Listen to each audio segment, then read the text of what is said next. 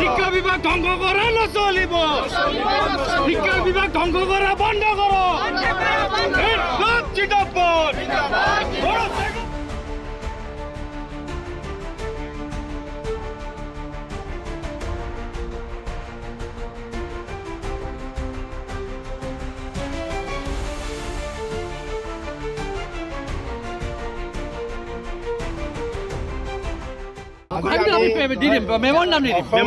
কংগ্ৰেছ কমিটিৰ নিৰ্দেশত আমাৰ গুৱাহাটী কামৰূপ মহানগৰ জিলা কংগ্ৰেছ কমিটিয়ে আজি আমি ইয়াত এই সেৱা অফিচৰ আগত আমি প্ৰতিবাদ কৰিছোঁ। আমি এই কাৰণে প্ৰতিবাদ কৰিছোঁ যে মুখ্যমন্ত্ৰী ডক্টৰ হিমন্ত বিশ্ব শৰ্মাৰ নেতৃত্বত এই বিজেপি চৰকাৰে অসমৰ শিক্ষা ব্যৱস্থা চাৰিওফালৰ পৰা ধ্বংস কৰি আনিছে।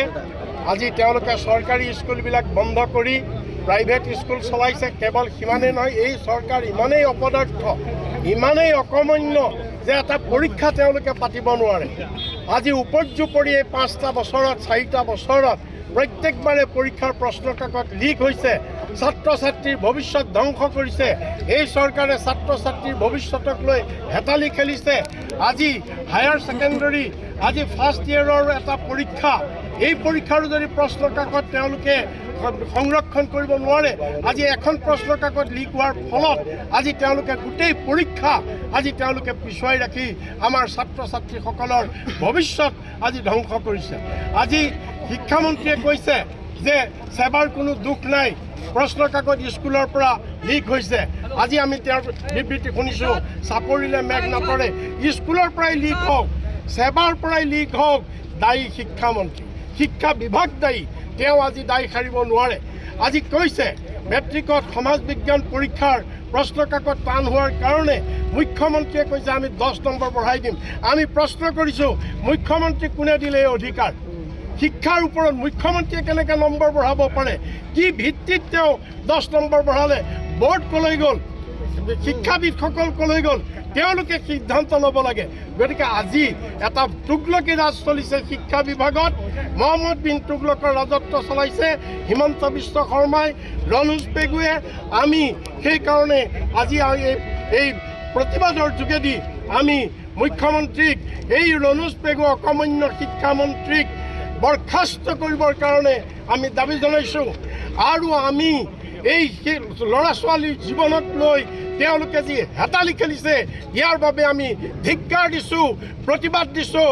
মুখ্যমন্ত্ৰীয়ে ইয়াৰ দায়িত্ব স্বীকাৰ কৰিব লাগে আৰু উচ্চ পৰ্যায়ৰ তদন্ত হ'ব লাগে কোন বিষয়াৰ দুখৰ কাৰণে এনেধৰণে আমাৰ ছাত্ৰ ছাত্ৰীৰ জীৱন ধ্বংসৰ পথলৈ ঠেলি নিছে। চিটি ডিষ্ট্ৰিক্ট কংগ্ৰেছ কমিটিয়ে আজি আমাৰ এই সেৱা অফিচৰ সন্মুখত সকলোখিনি গোট খাইছোঁ। কিয়নো আজি আমি দেখিছোঁ যে যোৱা 4টা বছৰে এই যিটো আমাৰ শিক্ষা বিভাগ, এই শিক্ষা বিভাগৰ অকৰ্মণ্যতাৰ ফলস্বৰূপে আজি আমাৰ ছাত্ৰ ছাত্ৰীসকলে ফল ভুগিব লগা হৈছে। আজি আমি দেখিছোঁ প্ৰত্যেকটো পৰীক্ষাতে আপোনাৰ আপোনাৰ পৰীক্ষাৰ পেপাৰ লিক হৈছে আৰু এই পেপাৰবিলাকত এনেকুৱা কিছুমান তেওঁলোকে প্ৰশ্ন সোধা আৰম্ভ কৰিছে য'ত নেকি আমাৰ যিবিলাক শিক্ষাৰ যিটো আপোনাৰ কেৰিকুলাম তাৰ বাহিৰৰ প্ৰশ্ন অহা হৈছে।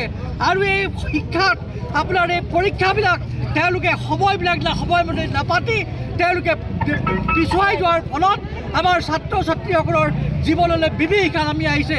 এই গোটেইবিলাক কথা চালি জাৰি চাই আমি আমাৰ এই শিক্ষা বিভাগটোৰ শুদ্ধিকৰণৰ কাৰণে আমি আমাৰ শিক্ষামন্ত্ৰী ৰনোজ পেগু ডাঙৰীয়াৰ পদত্যাগৰ দাবী কৰিছোঁ। আজি এই যিটো শিক্ষা বোৰ্ড যিটো সেৱা, যাৰ অধ্যক্ষ হিচাপে আজি ৰমেশ জৈন ডাঙৰীয়াই কৰ্মৰত হৈ আহিছে, তেখেতে সম্পূৰ্ণ বিফল হৈছে আৰু তেখেতৰ पदत्याग दावी करूँ। अन्नपूर्णा काव घी देश के हर एक खाने को लजीज बनाता है।